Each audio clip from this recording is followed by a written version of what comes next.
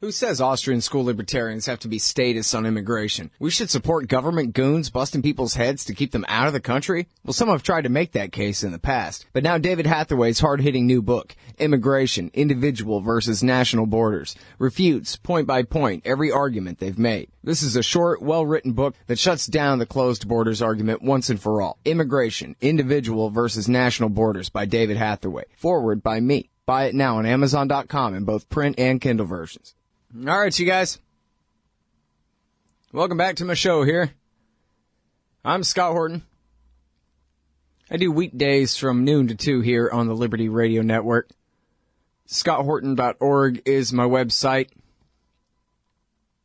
I'm missing a few, but right around 4,000 interviews for you there in MP3 format if you want. ScottHorton.org. And you can follow me on Twitter at Scott Horton Show, although I'll probably insult you, so you might not want to. Okay. Our first guest today is our good friend Marcy Wheeler. They call her Empty Wheel in the blogosphere. EmptyWheel.net is her great blog, and it ain't just her. There's a couple other great writers there, too. Welcome back. How are you doing, Marcy? I'm doing all right. How are you? I'm doing really good. Good to see you in Slate here. I imagine that means some kind of expanded audience for the moment, at least. A few more eyeballs picking up what you're putting down. I like the sound of that. Yeah. Metadata surveillance didn't stop the Paris attacks. You don't say. Oh, my gosh, an attack happened. I guess not. Well, look, I mean, so it must be because you or Glenn Greenwald or Edward Snowden or James Bamford or somebody screwed up their attempts to keep us safe, right? How dare you? Oh, my gosh. Or maybe the people in Daily Beast who revealed very specifically what kind of wiretapping the NSA was doing on Al-Qaeda. But that no one ever wants to talk about that because those guys are neocons. Oh, yeah, there you go. Well, I guess maybe, yeah, let's not talk about that then. We got to cover for them. Are you talking about Josh Rogan? Yeah. And what specifically did he reveal? Oh, and how does it compare to what Ed Snowden revealed? In 2013, it wasn't just him. It was a bunch of other, it was actually probably Yemen, who revealed it to journalists, but then journalists here, including at the New York Times, McClatchy, and Daily Beast, added a lot of details about the fact that NSA had compromised basically the conference calling system that AQAP was using. So they went elsewhere after that. But if you recall, back in 2013, everyone shut down, we shut down a bunch of embassies in the Middle East. This was after the Snowden leaks, but not very long after. It had nothing to do with the Snowden leaks. And that's the kind of thing that's even more dangerous because, you know, terrorists do something and you go, hey, we just overheard you. And the terrorists are like, oh, maybe I should find a new way to talk to my buddies. Same thing happened in 2009 with Anwar al-Awlaki. Pete Hoekstra was trying to score political points. He basically announced that al-Awlaki was being wiretapped, and al-Awlaki was like, I think I'll start using encryption. So lots of stuff like that happens, and those guys never get held responsible. Mm-hmm. Okay, well, look, my biases are clear here. But so let me sum this up, and I know you'll be objective and honest and tell me if I go off the story here and screw it up. But isn't it more or less basically right that what Snowden did is say, hey, everybody, you know how we all know the NSA is tapping the hell out of everybody in the world? Well, the news is they're doing that to Americans, too. Isn't that what Snowden did? That's not all that Snowden did. I mean, I think he made it look, a lot of what Snowden revealed is that there's nowhere to hide, or you have to go to great lengths to hide. But you know what? You know how the terrorists have been learning that since 9/11? Every time a drone strike kills a terrorist, the terrorists around him, like, talk to each other and they go, oh, maybe we should start taking the battery out of our phone. And they've been doing that for over a decade, which is precisely what you would do to avoid surveillance under the dragnet that Snowden revealed. So, I mean, he did reveal stuff, but not, I mean, that's one of the things, one of the most specific things I think that happened that we can attribute to Edward Snowden is that Europe used it as an opportunity to say, let's help our tech industry and invent reasons not to, for example, the safe harbor agreement, to say, well, we can't share data with Facebook anymore. So let's make that more difficult. And there were good reasons to do that from the EU's perspective, but one of the things that happened this week is everyone started blaming Telegram, which is a messaging app that's headquartered in Berlin. And John Brennan gave a speech which I think was misreported as being entirely about encryption and Edward Snowden. And the next day, Telegram, for the first time, started shutting down what are called channels that ISIS was using. And if there was a gap in the NSA's surveillance as distinct from Europe's surveillance, which we can talk about, but if there was a gap about what ISIS was doing, it's that they were planning their attacks on a non-U.S. tech company's services. If it had been U.S., then it would have come under PRISM, and the NSA would have had a far easier time to spy on them along with everybody else. And that's the problem is, that the United States has been relying on several kinds of technological advantages we have, both that all of the telephone fiber goes through the United States and that all the big tech companies are American.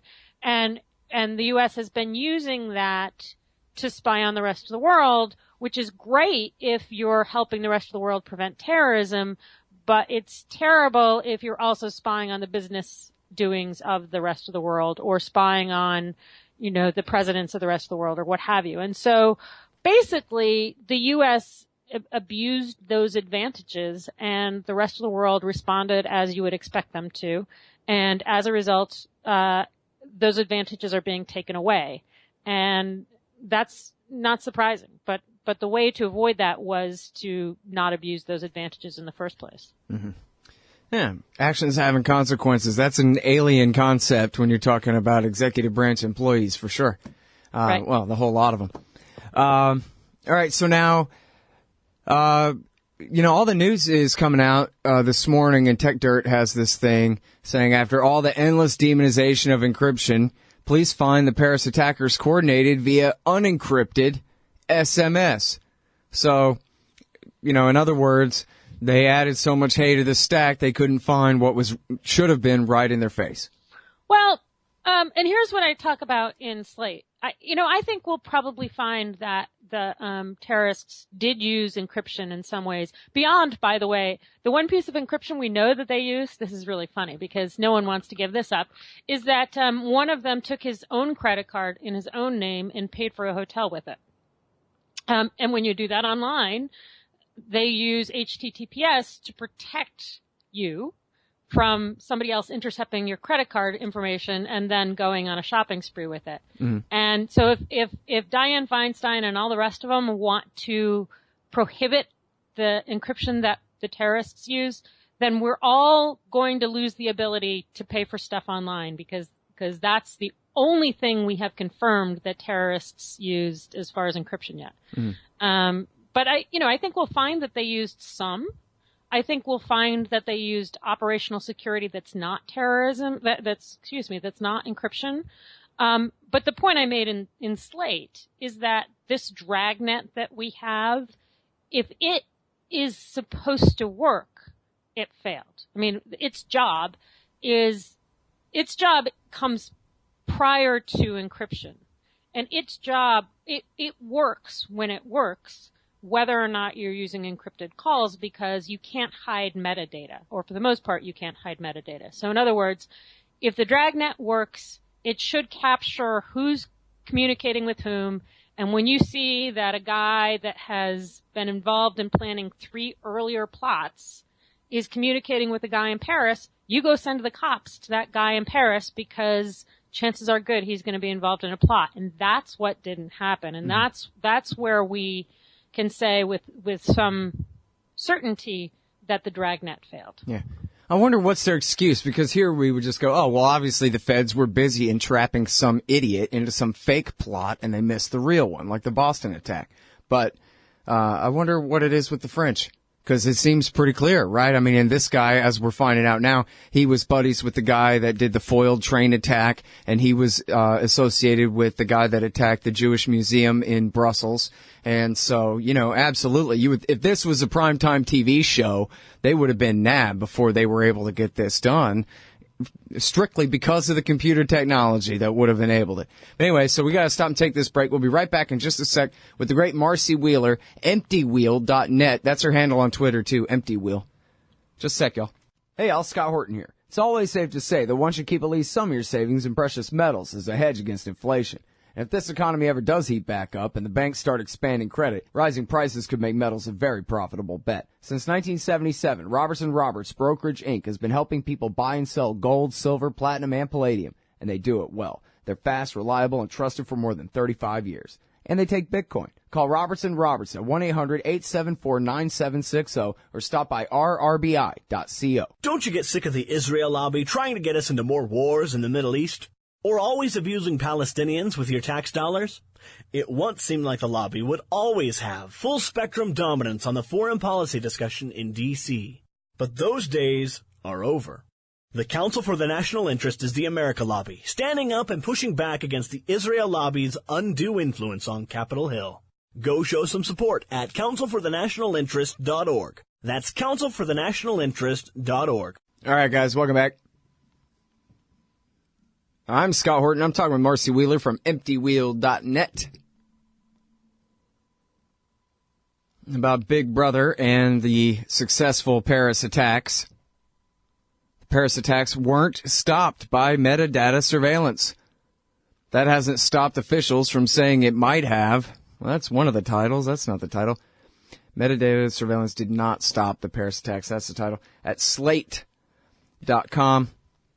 And I kind of wonder why not. I mean, obviously the simple answer would just be too much data, not enough employee human eyeballs on the data to make sense of it. Marcy, is that it? I provide some potential explanations in that article. I think the Abaoud guy that they just announced the death of today, back in there were some reports. Remember, one of the plots he was involved with, they thwarted in Belgium in February or January. And there were some reports from back then which, talked about him using a series of burner phones. So he would get cheap cell phones, and he had 5 in the period where they were watching him. But nevertheless, it took some doing, but they were able to track him. After that happened, he's going to improve on what he had been doing, which is a series of burner phones. In addition, so that's one thing. And if I were him, I would have moved from actual telephony to like an iPod, so that I was using just internet access rather than telephone access, and that means you don't get the same kind of location data. So I suspect that his operational security, which was already very good, got better after that thwarted attack in January and February. And that's one of the reasons. I suspect that, and I've heard that the analysis process, so they pull in all of this metadata, and then they do a process called triaging, and that process is supposed to tell them which are the most important networks to go hunt down. And from what we can even see with the Snowden documents, that's not very sophisticated. It involves how often have you called this person, what have past captured conversations involved, and so that's not going to catch everyone all the time because frankly, the problem with that approach to assigning value to a network or to communication is it works for Target. Target can use big data to figure out who's pregnant before the woman knows herself based on what she's buying, because there are tons of pregnant ladies out there, and many, many, many of them shop at Target. Whereas there aren't that many terrorists, and so big data simply isn't going to work as well as it does for Target because there aren't as many. Their habits are going to evolve. A pregnant lady doesn't get drone killed if she buys chocolate, just like every pregnant lady before her has done. Whereas a terrorist who sees his buddy get killed in a drone strike is going to stop engaging in the same behavior that buddy did, and so they're going to change. And so that analysis process is never going to work 100% of the time, and I don't think it's even as sophisticated as it could be. And then probably inspires a lot of false confidence, though, right? Right. I mean, and that's the problem with this entire conversation we've had since Snowden. I'm actually sympathetic because in Belgium and France, there are tons of fairly extremist young men, and there are tons of people who've come back from Syria. And that problem, I mean, one of the reasons why the Dragnet has always quote unquote worked here in the United States is there simply aren't that many Islamic terrorists here, contrary to what the government would like you to know. But in France and in Belgium, there really are. And so, they're going to miss people because there simply aren't enough bodies to go chase down every potentially really dangerous network. One hopes that the Dragnet helps them prioritize who to chase down. And in this case, it really should have, because it's clear they had communications with the two guys they're calling masterminds, but two guys who have really clear ties to ISIS and past terrorist events. So it should have in this case. It didn't. But, let's be honest, France has a much more difficult time preventing terrorist attacks than the NYPD has. And so they are going to miss some from time to time, and they did. But here's the problem is, since the Snowden leak started, there's been this patent dishonesty which says you all have to sacrifice more and more and more privacy because to set up this dragnet, which we promise you is going to prevent the next terrorist attack. Mm-hmm.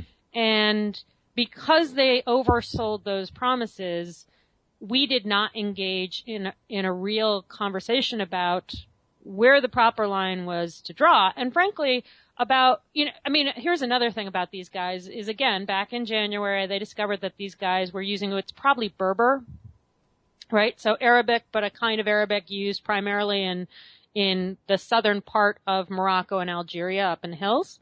And so even, it's bad enough that they weren't speaking in French, which would have been easier for Belgian wiretappers to understand.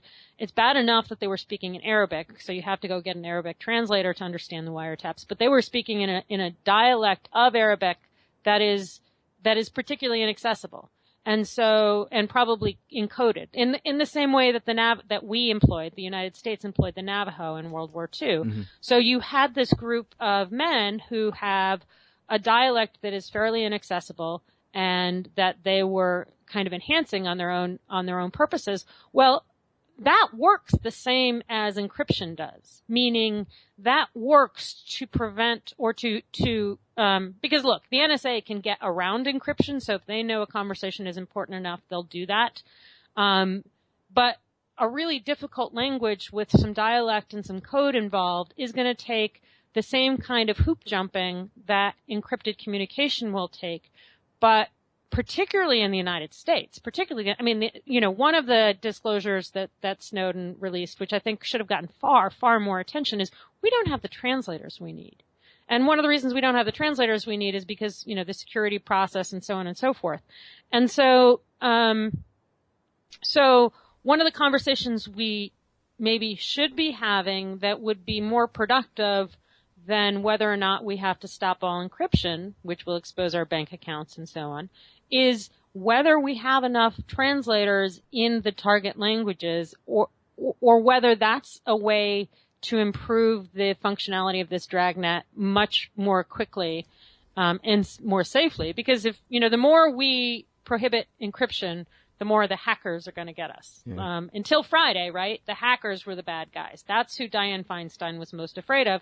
Now she wants to make it easier for people to hack Sony because of terrorists. And, and maybe the answer is not about encryption or not encryption, but instead finding somebody who speaks Berber and making sure that the NSA has enough of them to be able to actually read the conversations about an attack before it happens. Mm-hmm.